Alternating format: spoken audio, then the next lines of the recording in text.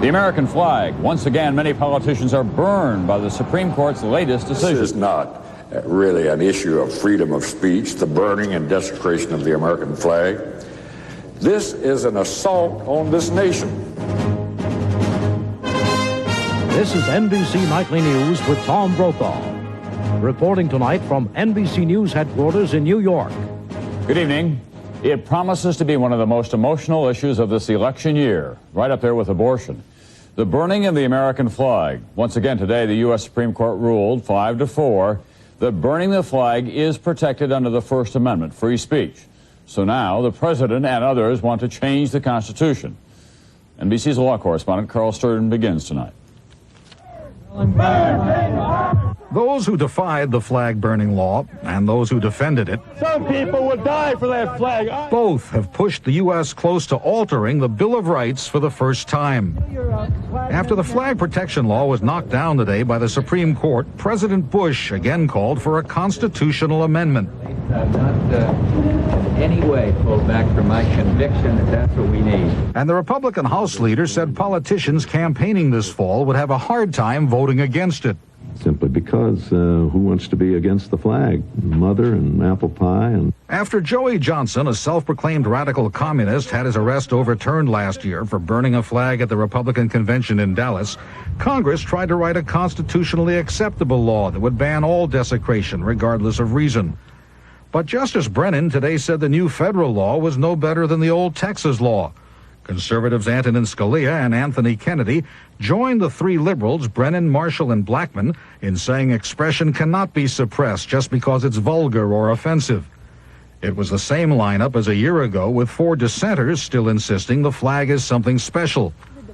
One of those arrested under the overturned law said Flag Day this week would be marked by new burnings. And I think that this is a real victory that we should celebrate, and it came out just in time for Flag Desecration Day. Others said that will only stimulate the drive for a constitutional amendment. But we're going to redouble or triple or quadruple our efforts to seek a constitutional amendment. The justices said they feared the fight over the flag would be manipulated as political fodder. Carl Stern, NBC News at the Supreme Court. Now comes the epic political battle over a constitutional amendment to ban flag burning. It requires a two-thirds vote in Congress, ratification by 38 state legislatures. On one side, Senate Republican leader Robert Dole, who will lead the fight for such an amendment. On the other side, a leading opponent, Senator Edward Kennedy of Massachusetts. Senator Dole, let's begin with you tonight. The Bill of Rights has served us well for more than 200 years now during all kinds of aberrant behavior. If you begin to change it now, won't you just open the door to manipulation down the road? Well, we already have exceptions. You can't yell fire in a crowded theater. You can't, whether it's defamation, there are certain exceptions already. So to say we're now going to tinker with it the first time in 200 years, as Senator Kennedy said earlier today, is not an accurate statement. Yes, but Senator Dole, those are not constitutional amendments that you just cited. Well, constitutional amendments, we would have been satisfied had the statute been held constitutional. I happen to believe that the flag is a very unique symbol. It's a very strong symbol. It means a lot to 73% of the people in the last Gallup poll.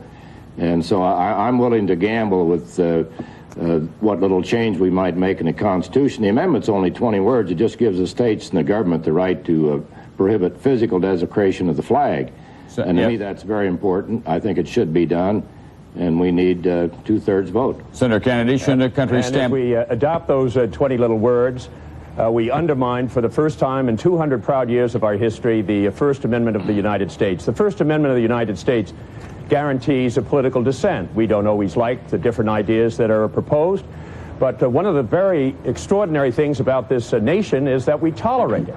We, all of us, deplore the annex of the flag of burners, but the question is whether we are going to recognize the importance of dissent and the freedom of speech. That has been fundamental, that has been bedrock, 200 years of history, and I don't believe that we ought to be tampering with it now. Sooner or later, however, go ahead, Senator Dole. Well, there are 1,000 ways you can dissent. You don't have to burn the flag, and I already see one of the people saying they're going to have Flag Desecration Day instead of Flag Day on June 14th. That's the day we ought to pass the constitutional amendment in the Senate. What we're basically talking about is dissent in the United States. Does the First Amendment of the United States Constitution guarantee the right of dissent. And for 200 years, it has guaranteed political dissent. And now those want to change the First Amendment. And it's extraordinary to me at a time when countries all over the world now are attempting to draft into their constitutions the kind of protections that we have with the First Amendment that we are considering now of undermining. When you start down that road of undermining the First Amendment, when is it going to stop? Senators, thank you. Too many academics, too many lawyers. Let's leave it to the American people and let's amend the Constitution. Well, I think Senator, the Founding Fathers did a pretty good job, and we shouldn't tamper with their judgment. Senators, thank you very much. I know we'll be able to get back to both of you on this issue in the days to come. In other rulings today, the court also expanded police powers, saying that police are justified in stopping and questioning someone based on an anonymous tip, if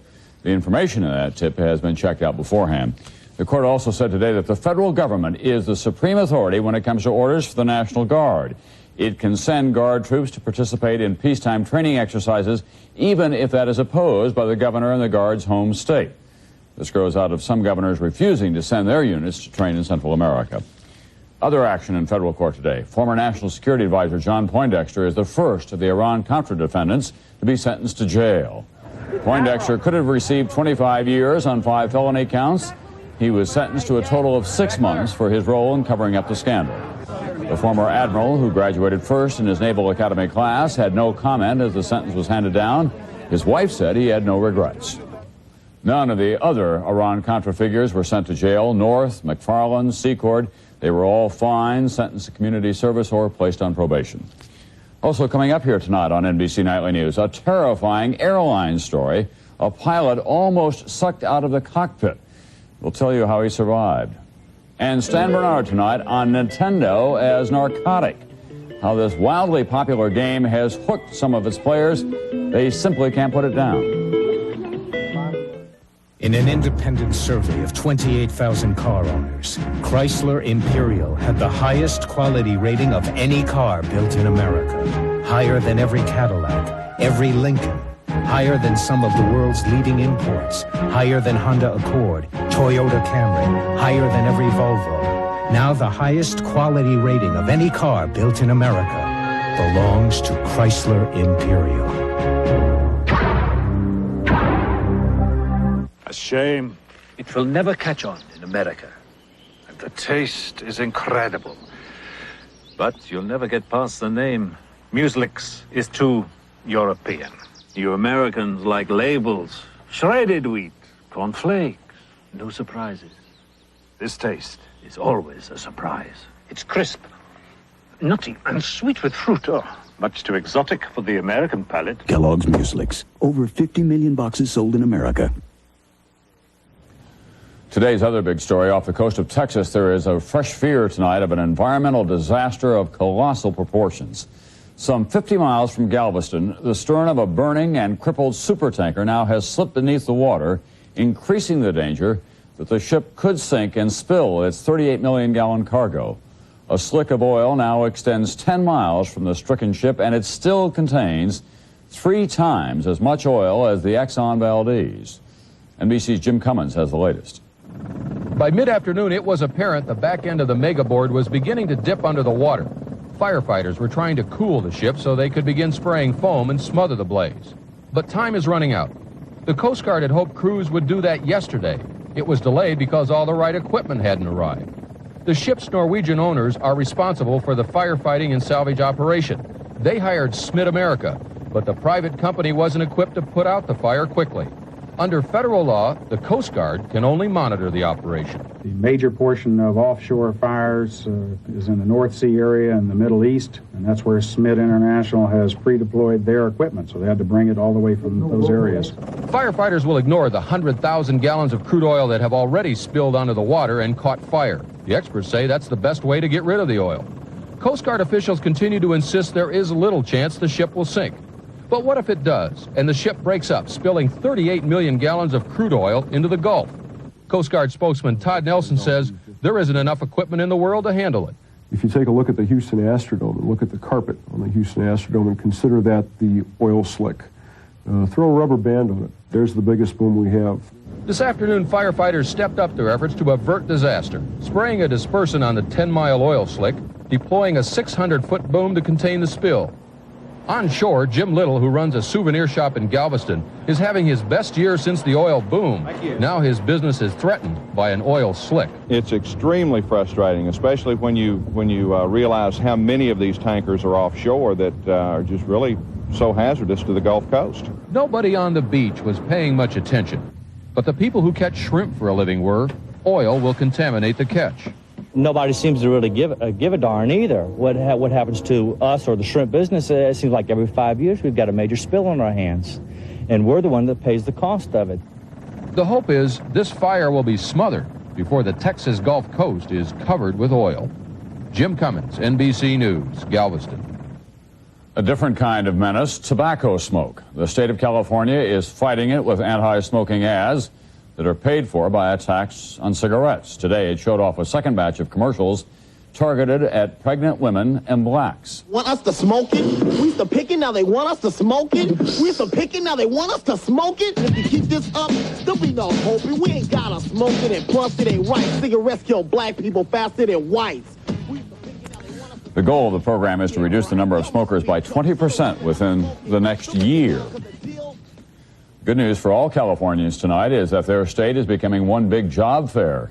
The Commerce Department says that 1 out of every 6 jobs created in the nation between now and the year 2000 will be in California. Donald Trump, love him or hate him, he does know how to stay afloat. Sources say that over the weekend, the banks agreed to restructure his debts to buy him some time to repair his Trump empire.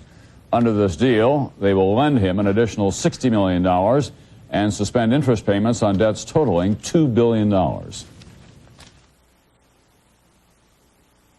Did you know that only 1-800 service automatically covers you if something keeps you from getting calls?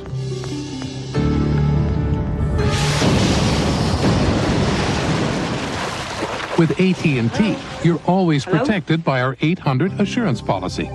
Within 1 hour, we can reroute 800 calls to any working phone at any other office, guaranteed. Reliability, another AT&T advantage. Call now for our special 800 offer.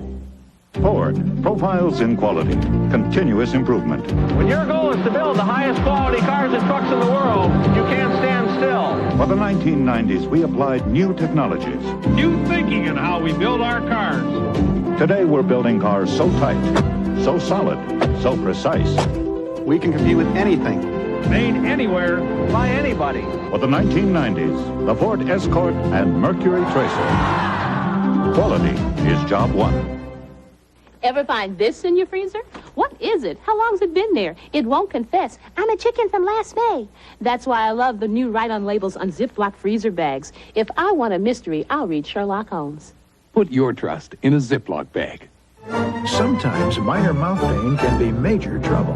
Maximum Strength Anbesol gives maximum strength relief on contact. So before you can say Tchaikovsky, the pain's gone. Maximum Strength Anbesol. It's major relief. Timothy Lancaster is a man who literally saw his life going out of the window at 23,000 feet. One day after the British Airways pilot was almost sucked out of the cockpit, he was thanking the crew members who saved his life. Since there were no pictures of what happened, NBC's Dennis Murphy prepared tonight's report with the help of an artist based on witnesses' descriptions. British Airways Captain Timothy Lancaster is recovering tonight from a fractured elbow, frostbite, and the scare of his life. Lancaster was piloting this British jet. That's his blood by the window. He was on his way from Birmingham, England to Malaga, Spain, when all hell broke loose. His side cockpit windshield blew out 4 miles up. An explosion, decompression. Lancaster was sucked halfway out the window. Inside the cockpit, flight attendant Nigel Ogden made a flying tackle for the pilot's ankles. He couldn't pull him in. Simon Rogers, the other steward, belted himself to the pilot's seat and got a better grip on Lancaster. Co-pilot Alistair Atchison grabbed an oxygen mask and put the plane into a steep dive. Half in, half out, Lancaster was buffeted by 300-mile-an-hour winds. The temperature was 25 degrees below zero. And his first thoughts was that he should keep breathing. He says that he doesn't recollect being conscious throughout the incident. He did try to shout back to the crew from his position, but he said he didn't think that they were able to hear him. After 15 minutes, the jet made an emergency landing in the south of England with Lancaster still dangling from the cockpit. Rescue crews pulled him out through the window. The heroic flight crew members seemed dazed as they left the plane. Flight attendant Ogden with his arm in a sling from a minor cut. Some of the 84 passengers had watched it all through the open cockpit door. I could see more than halfway. And they were trying to hold him back, and somebody else was trying to bring us in, which he did. We're all back here. The window that blew out had just been installed Friday. British Airways is reviewing its maintenance procedures for the jet. Captain Lancaster posed today with the crew which saved his life. Did he think about dying? It did cross my mind, he said, for a moment or two. Dennis Murphy, NBC News, London.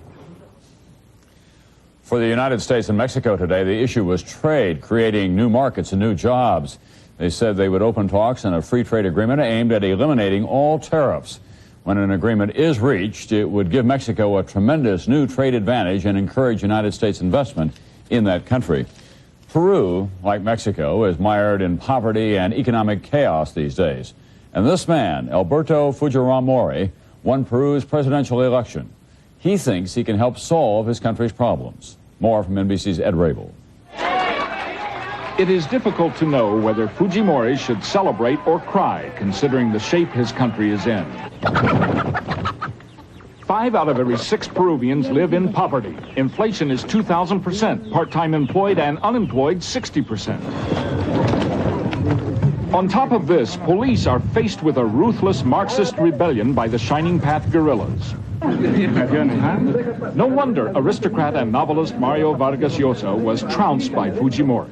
Son of immigrant Japanese, once a farmer, Fujimori inspired millions of mainly peasant supporters who suffer terribly from Peru's crisis. Because of this crisis, I decided to take part in the campaign. Peru may be the ultimate example of how democracy in Latin America does not necessarily mean instant success. Every Central and South American government now is a democracy, not a curse, but not an absolute blessing either. Fujimori plays down predictions that the military will overthrow him and restore control to the upper class. That group, says Fujimori, has shown it can't govern. But our political party showed that they couldn't solve our problem. Still, Fujimori is a political outsider, a Japanese descendant who resorted to dressing like an Inca chief during the campaign. If he appears weird in the face of Peru's countless problems, Fujimori, to his impoverished supporters, is the country's last best hope. Ed Rabel, NBC News, Lima. And there may finally be some movement on the crisis in the Baltic. Soviet leader Gorbachev has agreed for the first time to a joint meeting tomorrow with the presidents of Lithuania, Latvia, and Estonia, all of which made moves toward independence.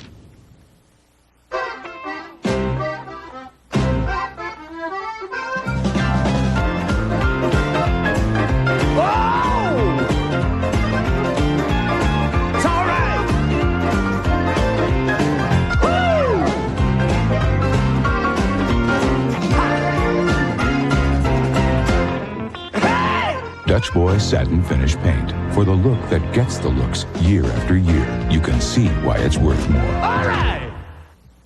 Here's a question for you. What would you call a cereal that's got it all? I'd call it Total. Whole wheat Total. In fact, it's one cereal that meets all 7 of the Surgeon General's guidelines for nutritious eating. Every single one. Your iron, your calcium, your whole grain, you get it. Right here in this one bowl. Now, with all that nutrition, what else could you call it but Total?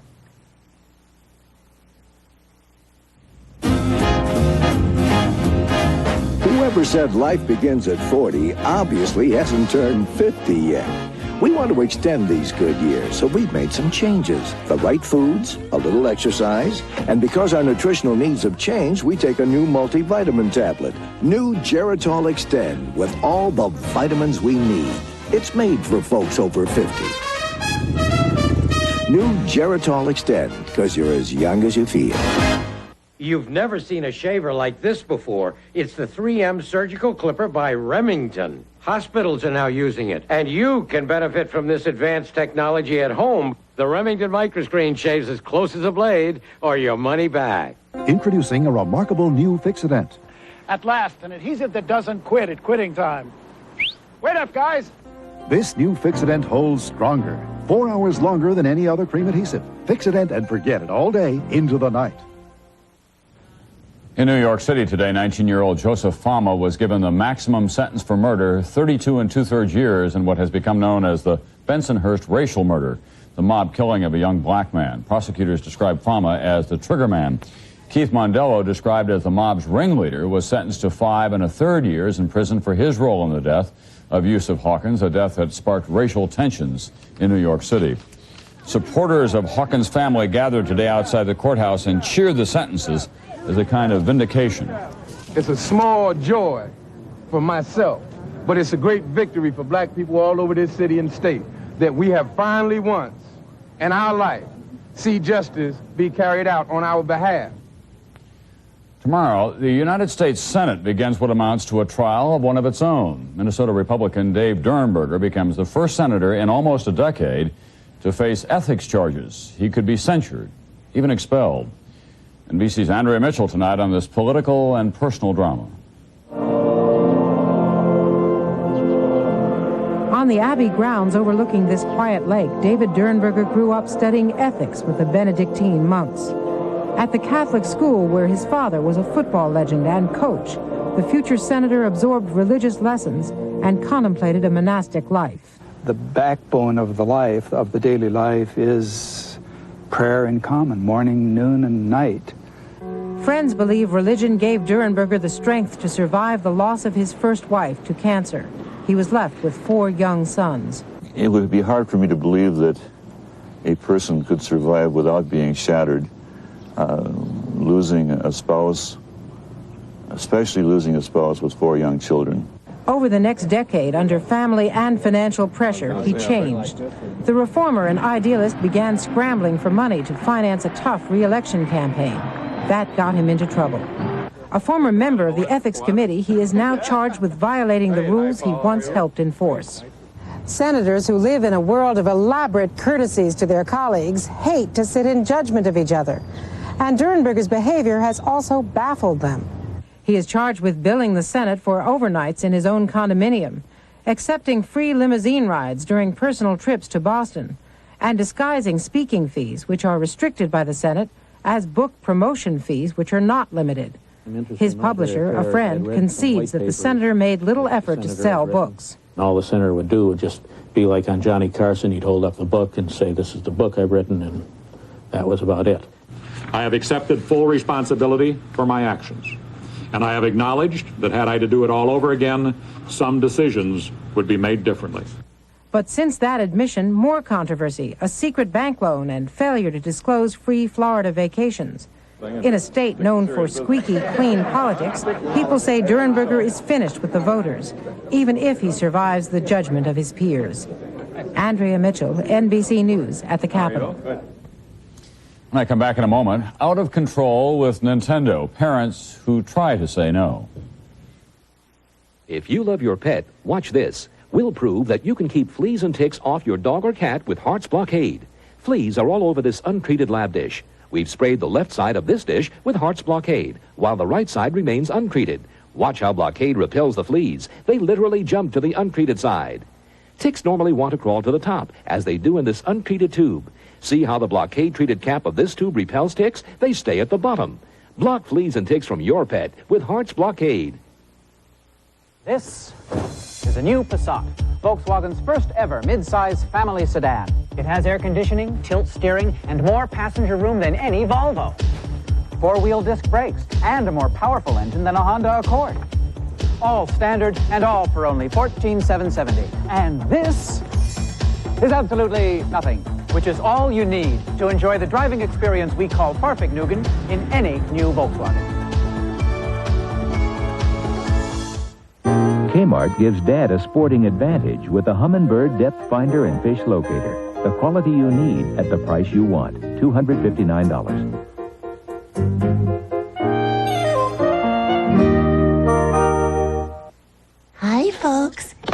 multi-purpose Vivids. Tough towels and powerful cleaners. All in one. I wipe out tough, greasy dirt wherever I find it. Try me and the 4 other Spivots. That's right. We cut the work down to a wipe. Ooh, I love the taste of Crab Delights. From Lewis Kemp, Crab Delights tonight. It's a seafood paradise. So easy, so delicious. Crab Delights tonight. From Lewis Kemp. This is hardly news to anyone with children between the ages of, say, 8 and 80. There is a new addiction in America. Nintendo video games. More than a pastime, more than a passing fancy. For many, a kind of narcotic. NBC's Stan Bernard. This has become an obsession, a multi-billion-dollar children's addiction with computer-generated deadly electronic birds of prey or racing automobiles always on the edge of destruction. Parents like Claire Honey know theirs is a losing battle. We don't allow Nintendo in the house. She acknowledges that 9-year-old Keith goes elsewhere for his Nintendo fix and learned while we were talking to oldest son, 20-year-old Gary, that he is also an addict on his college roommate's Nintendo. I'd come home from class and I'd start playing the game. I'd start playing and playing and playing. I saw myself, slipping into something that, I couldn't control, The Honey children have problem-solving computer games, and like good, mostly obedient kids, pay lip service to their parents' concern about Nintendo. Some of them are too violent. How so? There's killing every second, and more guys show up on your screen, and you have to kill them all. They kill you so quick. There are defenders of the games. Video games aren't mindless precisely because they challenge the child at the skill level that the child has obtained. A skill that is relentlessly pursued beyond childhood. So they'll skip class and they'll keep playing through that class. Ladies and gentlemen, are you ready to play? Let's play Nintendo! Nintendo dominates the better than $3 billion industry with big prize competitions for the most successfully obsessed. You're going to Orlando. And parents are now faced with portable Nintendo, called Game Boy. They can play this one while waiting for their turn at bat in Little League. Claire Honey is holding firm against the wistful onslaught by Keith, who pretends he's going along. Hey, you caved in. Huh? Yep. You've given up. Yep. First of all, I know my mother's not going to allow it. Claire Honey knows the Keiths of the world are winning. Stan Bernard, NBC News, New York. Only the technology changes, really. For my generation, it was the pinball addiction. If pinball machines had been portable, a lot of us wouldn't have missed so many classes. That's Nightly News for this Monday night. I'm Tom Brokaw. I'll see you tomorrow night.